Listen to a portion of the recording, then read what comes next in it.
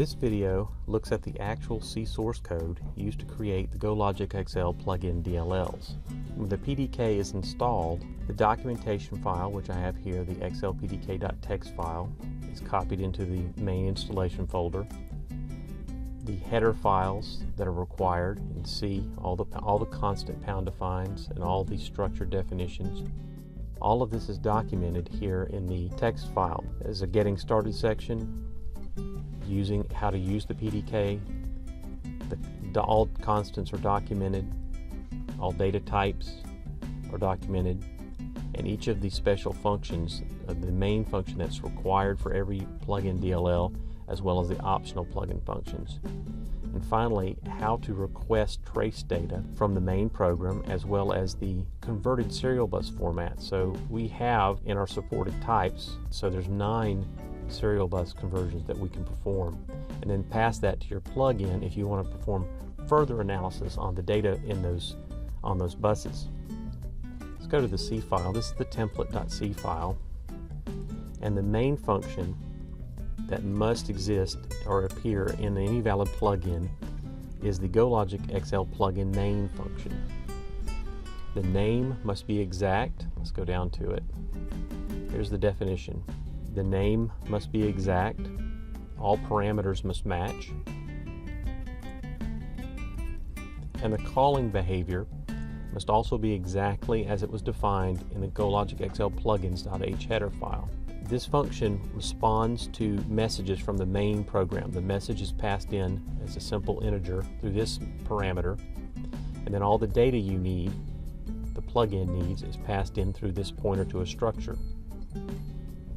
For example, when the plugin return info message arrives, the function, the DLL function here, is supposed to copy the plugin's description and version information strings to the structure, the version, and the description. This appears in the plugin manager window. The version string is used to confirm that your DLL is valid and will not cause a crash. If this version length is wrong or the string is incorrect, then some structure has changed in the plugin header file. This plugin type, I might have added a new value to it that someone requested or needed, and so this version string would change, and then when this function is called, we would be able to detect an error.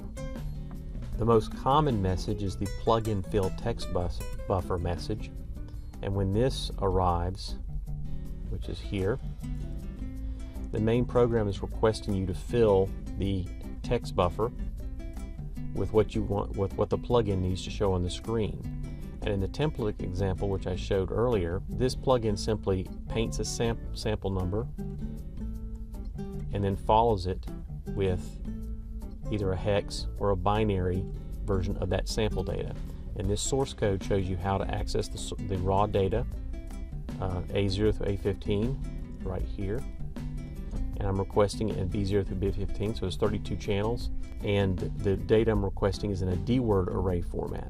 So when I'm down here in the text buffer message, I can copy the data to point to it here with a raw D-word pointer, and then access it as a simple array here.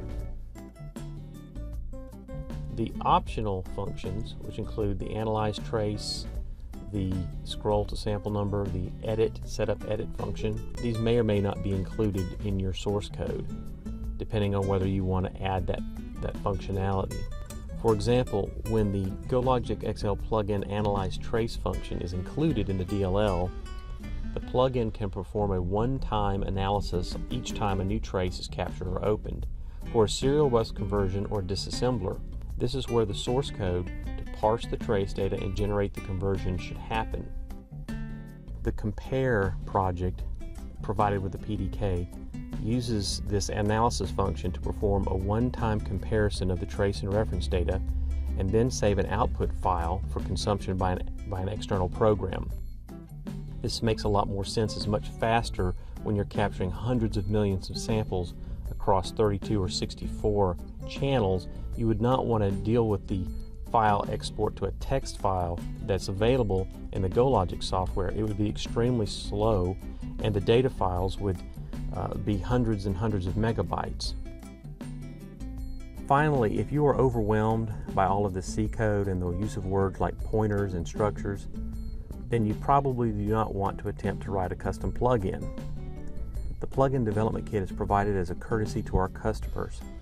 Please contact me at our support email address if you have any questions about the documentation or suspect a bug may exist anywhere in the programming interface. However, since the PDK is free, I cannot provide much technical support, and of course I cannot teach the basics of C and C++ programming. The next video provides an overview of how scope link works.